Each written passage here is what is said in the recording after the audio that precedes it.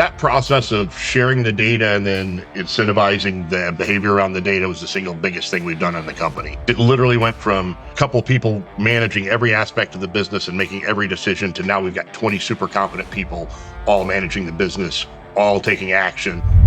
Today we talked to Chris Lee. He starts with his family business in this truly mom and pop company. It's a few $100,000 in revenue when he got in there 25, 26 years ago. He arrives, there's essentially no systems in place, no marketing, no accounting. They have no idea how they're doing on projects in real time.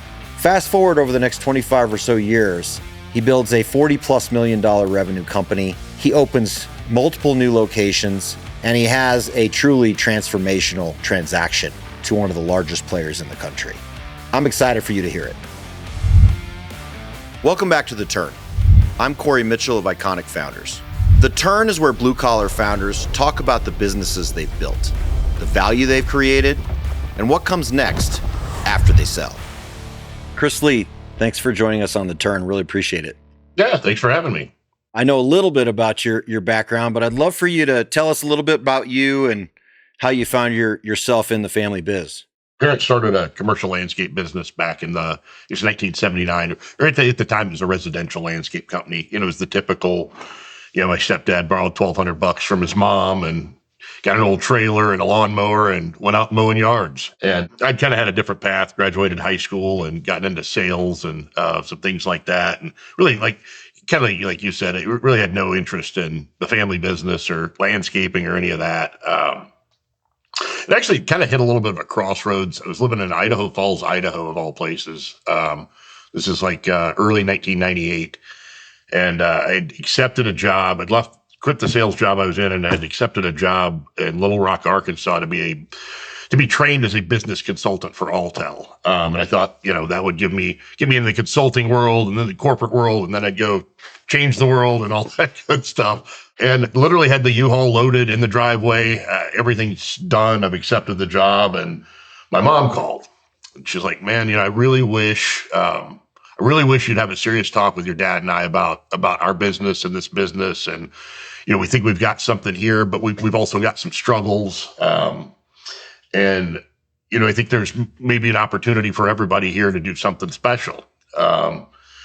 So we talked for probably an hour and a half. I expressed my concerns and my vision of my future and where I needed to go. And after that conversation, it all kind of made sense. And I thought, hey, you know what? This may be that path that I've been looking for. I always knew where I wanted to go. I just wasn't sure I was going to get there. And so the U-Haul went to Texas instead of Arkansas. And I guess as they say, the rest is history. We went to selling landscape work and executing landscape work, and we've had a pretty good run over the years. So tell us a little bit about what you found. You get there, you're in I think more of a mom and pop business when you arrived. It was a small business. I think we had about 25 employees. No real management team. We didn't have a sales team. My dad was fantastic with the work. He's a hardest working guy I've ever met. Real stickler for detail and quality control. Like the product was great, but he doesn't necessarily tolerate people as well as some other people in the world. That was not his strong suit.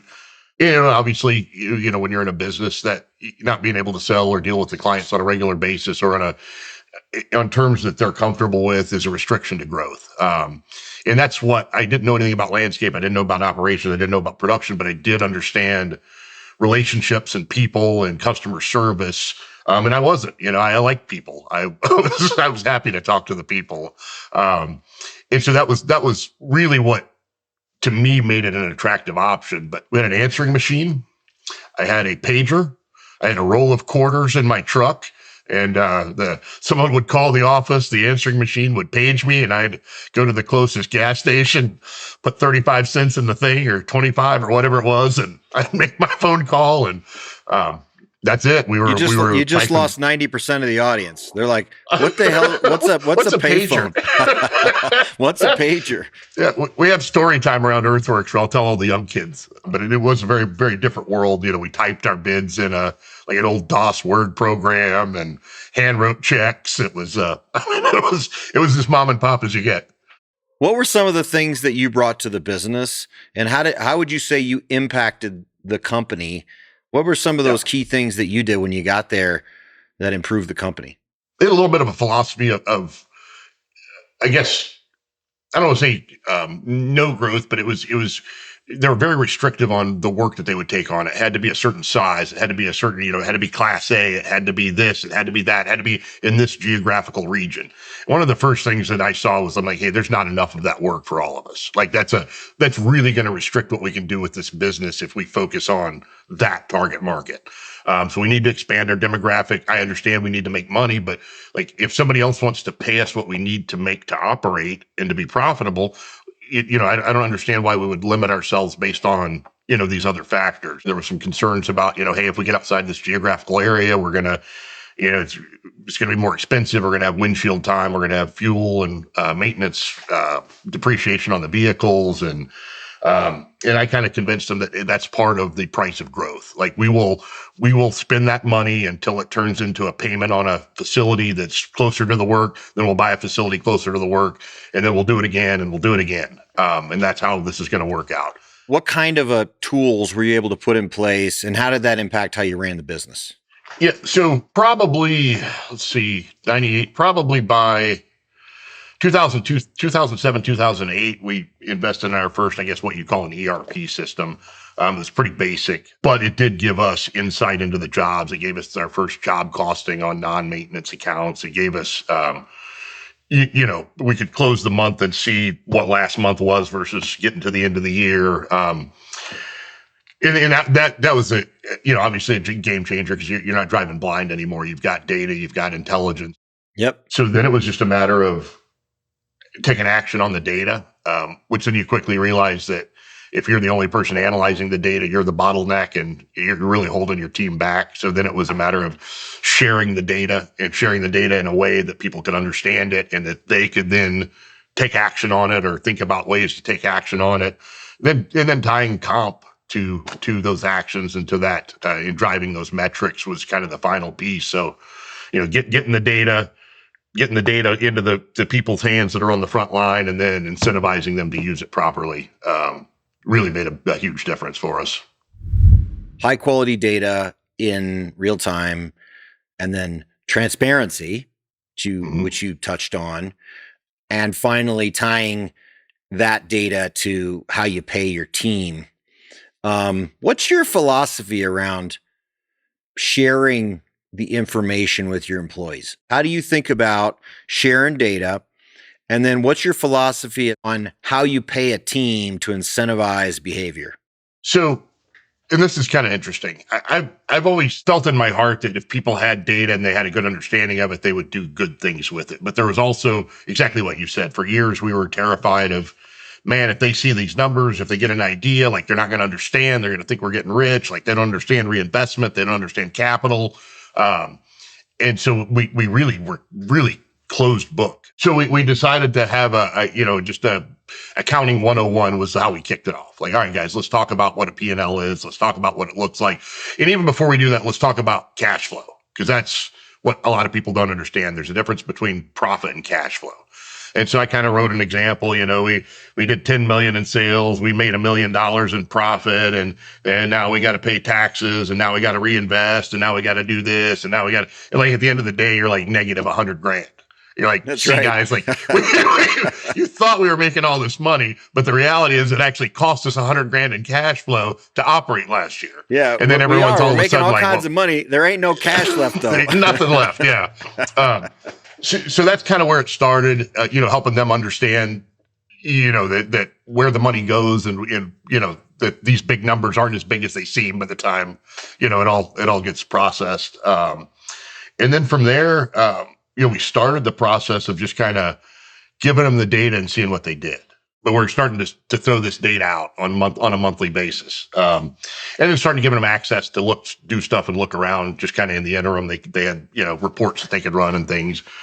And noticed that we started to get some really good feedback on some things that maybe weren't visible to us from where we were sitting.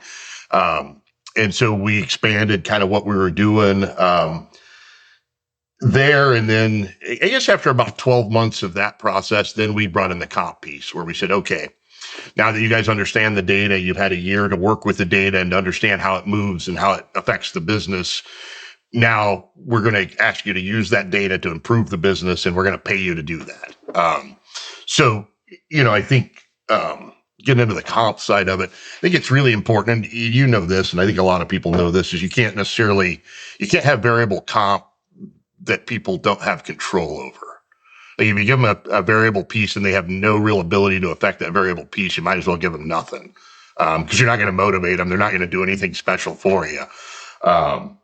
But if that comp is tied to actionable behavior, things that they can control and things that make the business better, once you get them to understand that, then the decision making gets even more focused. It gets even better, and then they reap the rewards. They almost become and I want to be careful how I say this, because nobody has an owner's mentality truly except the owners, and they shouldn't really. I mean, it's not fair to ask an employee, even if you're paying them a whole lot of money, to think like you do or to care like you do. It's just not.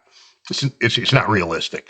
But if you incentivize them through comp and through things like that, it gets you kind of that pseudo owner management or owner mentality, where they're not going to care as much as you, but they care, and and their success is tied to your success. So the moves they're making that are good for them are good for the business, and vice versa. And it creates alignment. So what changed?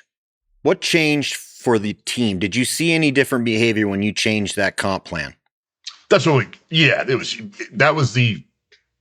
That process of sharing the data and then incentivizing the behavior around the data was the single biggest thing we've done in the company. I mean, it was hard for me. Like, it's still hard looking back for me to understand how much of a difference that made. I mean, 'cause it literally went from, a couple of people managing every aspect of the business and making every decision, to now we've got 20 super competent people all managing the business, all taking action, again, on things that weren't even visible to me from where I'm sitting. Cause I'm not, I was 2 layers removed from the front line. So I'm not seeing what those guys are seeing. And then I think that the other really important part that I think we did a nice job on is we didn't punish people for mistakes. We expected people to fall down. We expected them to stub their toe. And we really tried to create an environment around that information and the comp and everything that was a safe environment where, we know you're going to screw up. Like we all do. We're all people. But, the expectation is you learn from it. You don't make the same mistake over and over. And I think a couple of things came out of that. I think just the willingness to try something new is huge. And if people are constantly being criticized, or if they're not in an environment where they're comfortable going out on a limb and trying something new and taking ownership of it and like really driving that new process. But again, you go back to the 1 or 2 guys are making every decision and every initiative, and it just, you can't scale a business that way. One of the things we hear over and over in these interviews is how data transparency changes everything. I would argue that's probably what Chris Lee would call the turn in his case. He basically goes from driving blind, not knowing how the company's doing until year end, to a position of having real information in real time about actual jobs and job cost. And then he ties it into compensation. And that's where he really sees behavior change. And it drives a tremendous amount of growth. What the heck do people mean by transparency? We hear this big buzzword all the time, but I bet you ask 20 people that question and you're going to get 20 answers.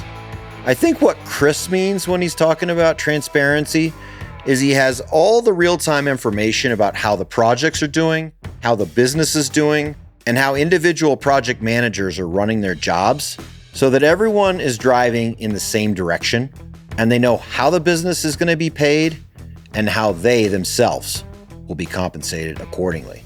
And so in this case, I think transparency means that.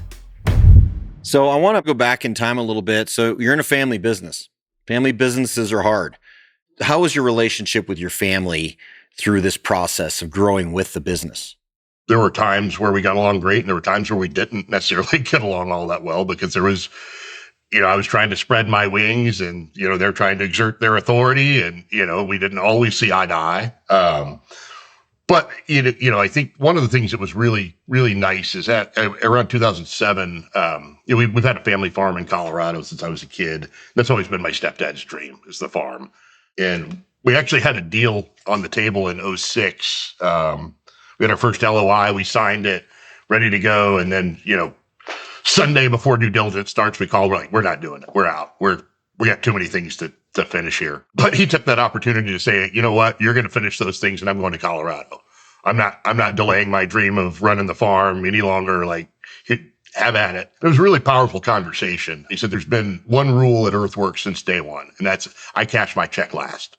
So if there's no money left at the end of the day, my check's the one that doesn't get cashed. So there's a new rule starting today. My check gets cashed first. Yours gets cashed last. Good luck. I love that. that was pretty powerful. I mean, it kind of it all hit me right there in that moment. Like, wow. So that's how it is now. I love this quote that Chris had where he talks about the owner mentality. This resonated so much with me because it's really true. I've always wondered to myself, why isn't my best performing salesperson my competitor? Why don't they go out and start their own business? This ain't that hard. But the reality is most people don't have that owner mentality that you as the founder have. And I love the line that he says is, what you get to do when you're the owner is you cash the last check. That means you're putting all of your team in front of yourself. And I think that it's one of the big misconceptions people have about these rich owners that own these contracting businesses. They see that all of these dollars are coming into business. They see that there's this gross margin on their projects and they think, well, God, the owner of this company is just making a fortune. But the reality is that growth is expensive. Even though you might be making a ton of money on paper, in reality, it's actually costing you money to grow. And so the biggest challenge of growth is actually, how do I have enough cash to keep up with this level of growth? And it usually means there's actually no money or negative money left over at the end of the year. And so that commitment to cashing your check last, that's the owner's mentality.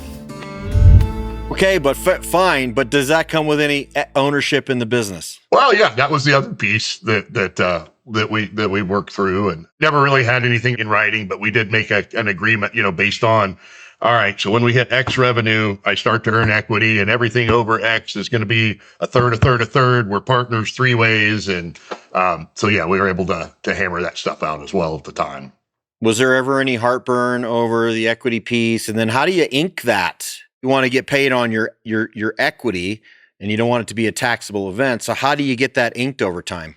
So there's a lot of trust involved, obviously. We never did put anything on paper. We did have multiple conversations over the years. And then, yeah, we had several more as we worked through the transaction, because it's not all super cut and dry. It's not just like, here's a check for X amount and you guys split it up, a third, a third, a third. And we'd had my brother joined us about 13 years ago, and, kind of had joined the equity club, but it wasn't super defined. So one of the things we did, and we were really intentional about our sale process, was, it was probably 2 years from the time we decided we're going to do this until we actually went to market. But a lot of that time was, all right, we got to get on the same page as a family. There was a lot of time around financial planning and things like that, which you have to understand what the equity is going to look like before you can make the financial plan. So before we went to market, we had all that stuff pretty well dialed in, with the understanding that we don't know exactly what the deal is going to look like. But we had percentages and agreements made, that everyone was good with. And literally right up until the day before closing, like, all right, well, now they did this. What about this? Or is everybody good with that? Yep. We're all good with that. So in the end, everyone walked away happy. Mm-hmm. Okay. Yeah, and we still, I'm sure we'll get into this, but we've still got more coming. Yeah. We rolled over a nice piece, and so there's still a second bite coming for us. You mentioned going out and starting kind of new locations. Curious, what makes for a successful new location?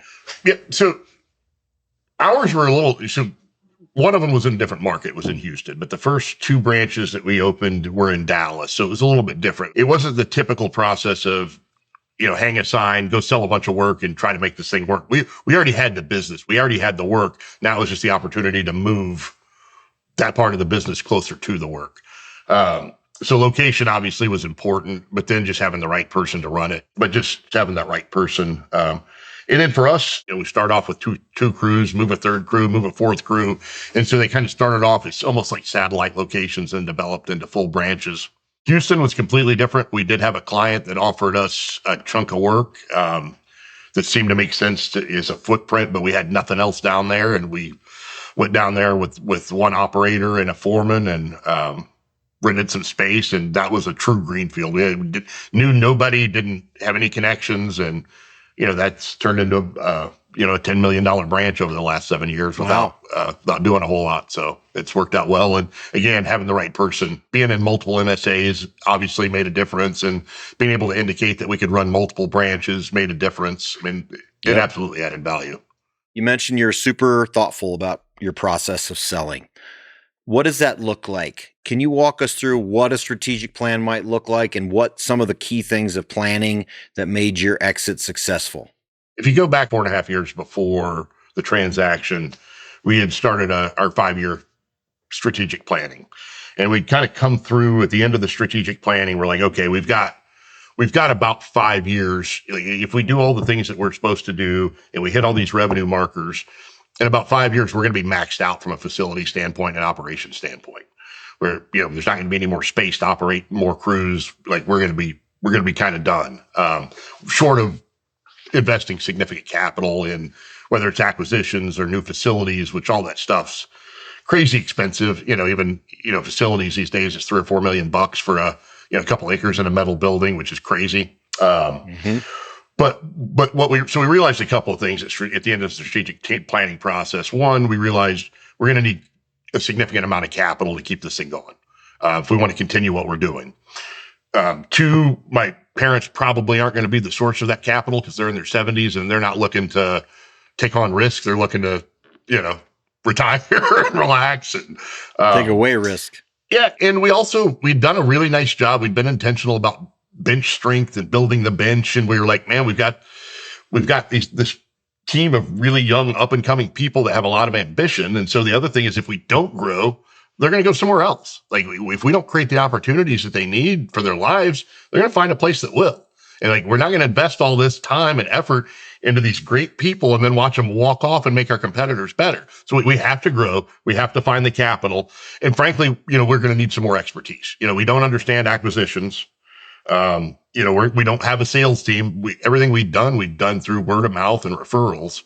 And we could use, maybe someone who scaled a business beyond 40 million before, because we haven't. We really don't know what that looks like. But now we're talking about real money. So that was the first thing that kind of led us down the path of, hey, we're going to have to find a different way to do this.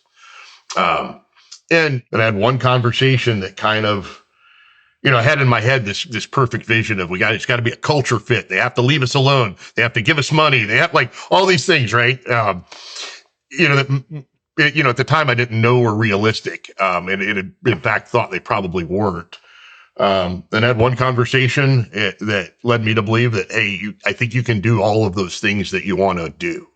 But here's how you need to do it. You're going to have to be the prettiest girl at the dance. You're going to have all your ducks in a row. You're going to have to show up to that thing dialed in.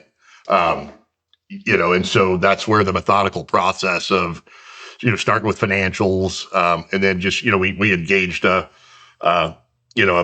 advisor early on in the process, and we just went through literally everything we have.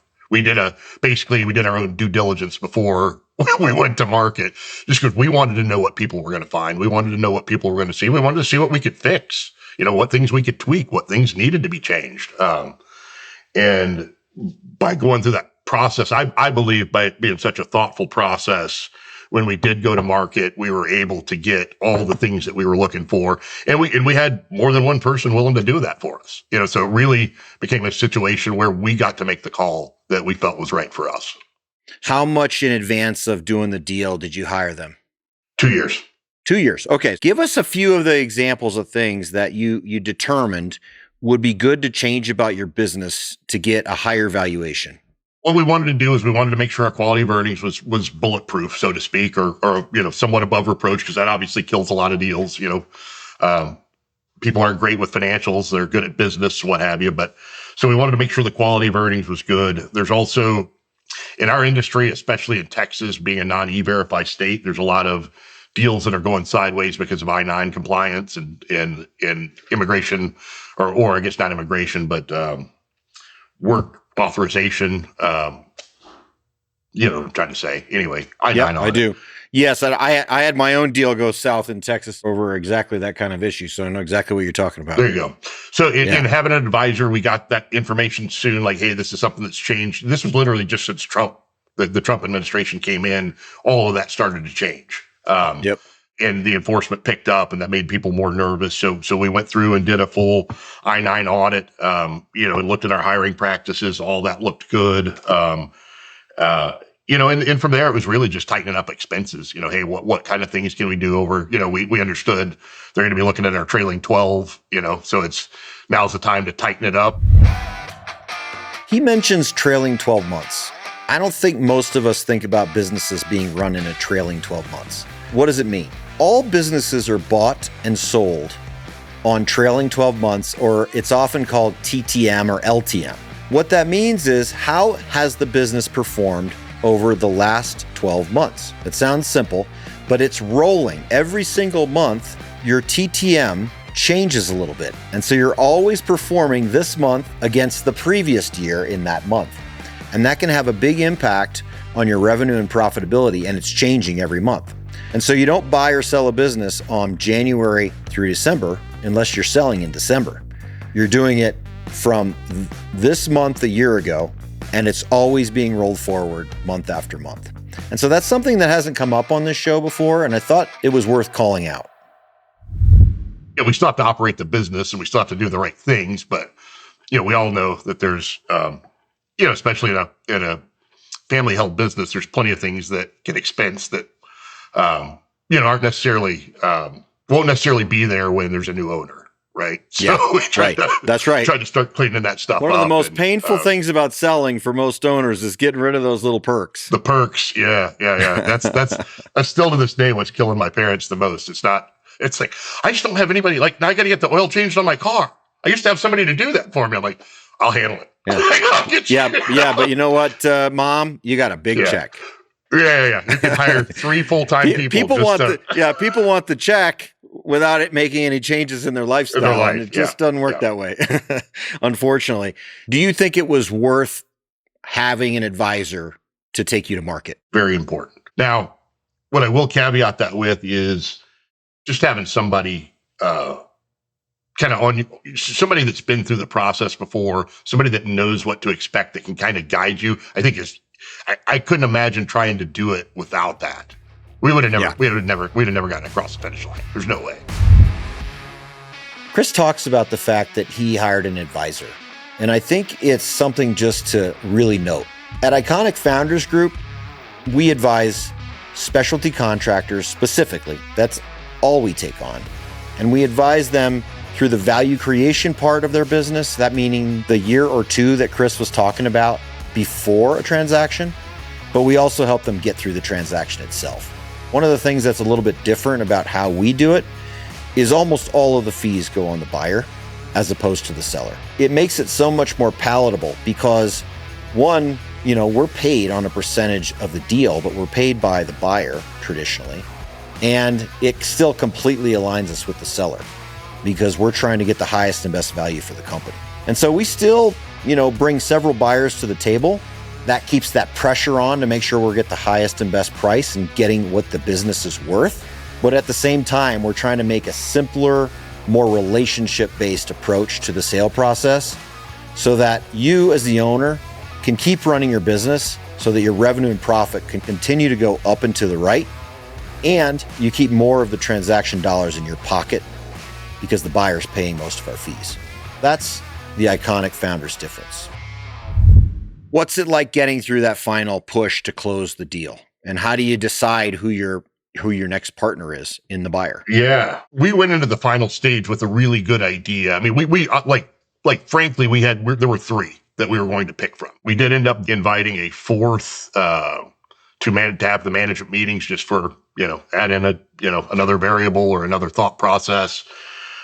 We spent a fair amount of time going both ways. We took our leadership team out to their facilities and spent a day or two, had them come out to our facilities and did the normal management meetings, and we peppered them with questions and they peppered us with questions. And at the end of the day, we met with four. We got 4 LOIs. 3 of the 4 were, essentially identical. There was one that was a little bit of an outlier. So we had 4 different paths that all the money was the same. So really it just came down to comfort, culture, and, it was really important to us. Our brand was important. The way we operate was important, and there was two of the partners were willing to let us keep our brand and kind of become a sub platform or the Texas market platform for the entity. And honestly, I mentioned earlier that one conversation changed my mind and kind of gave me the vision that we can really do all of this. That's the company we ended up transacting with 2.5 years later. What did they say that changed your mind? The reason we ended up where we ended up wasn't so much anything that changed our mind to just lock in and say, okay, here's what we're going to do. But I had seen, it was a guy I'd known for, 15 years through the industry. I'd seen him transact 5 or 6 years ago. I knew all of his management team. I still was in touch with his management team and seeing them on a regular basis. So I'd seen them go through this. I'd seen them come out of it seemingly exactly how I had envisioned coming out of it. They seemed happy. 3 years down the road, all the senior leaders were still there. They're still engaged. They're still fired up. They still enjoy the ride. They're still doing things kind of the way they used to, for the most part, operationally, still doing things the same way. And everybody tells you a lot of, everybody has a great song and dance and a great pitch about how awesome everything was going to be, but being able to see the proof that I've seen it happen with these guys. I've seen the reality, and it seems good. That was ultimately the deciding factor. And there was another one that I felt great about. I love the guy that the CEO is one of my favorite, maybe my favorite guy in the industry, but it was going to be a different deal. We were going to be part of a bigger company. We were going to rebrand. We were going to change systems, and that just wasn't what we were interested in. Got it. So you're what's considered an add-on acquisition to another platform. Is that right? Correct. Well, so the way Osprey Landscape Group is the parent company, but the idea is they started in the Pacific Northwest. And obviously Texas was their second market, but then the idea is to fill in the blanks like California, New Mexico, Arizona, kind of become a Southwest regional platform or regional player. Each market, each state will be a separate platform. So in the Pacific Northwest, Pacific Landscape, Bob Rover, they're the platform in Washington and Oregon. We're the platform in Texas. Close the deal. Does it still feel good? Does it still feel like that culture you were hoping for? It does. It's not been as easy as I thought in some instances. And that's really not anything to do with them, just more the mentality switch when you've been the guy that makes all the decisions for a really long time, and you're not used to checking with people and you're not used to having to answer to people. It's different. Certainly any issues that we've had have probably been my own mental issues more than anything. Because it is a change, but no, it's been great. But that's come along with a bunch of new data that's great that we didn't have before. That's very actionable. And from an operational standpoint, there's literally been no changes. Like we operate exactly the same way today as we did, a year ago in the field. So, all things considered, I'd say everything was as advertised. Expenses or whatever, a truck or whatever. Yeah. That's a big hard shift. Yeah. It's different. So on the personal side though, so you close your deal, you rolled equity. How has it felt? You're still working, right? Has there been this big change, or has there been a weight lifted because you've got some financial security that's changed? Like what personally has shifted for you? I don't feel any different. I don't feel any less pressure. I don't feel any less stress. But there is a nice ability to, when I'm in the middle of it and I'm getting overwhelmed, to think that, you know what, not that I'm going to, but I can walk out the door right now and my life is going to be great. Like nobody can take that away from me at this point. Now, a year ago, that wasn't the case because essentially all of my net worth was tied up in this deal. So if something catastrophic happens, like that's it, start over time. There's a nice level of comfort in having the deal done and having money in the bank. There's no doubt.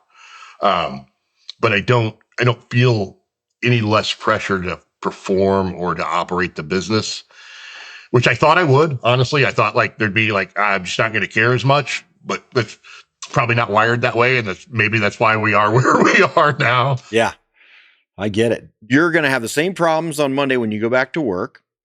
And, you still got to solve the issue of succession and delegating and the data tools and all the things it takes to run your business better. So people are always amazed when they find out, wait a minute, I just go back to work Monday and kind of feels a lot like, the last Monday.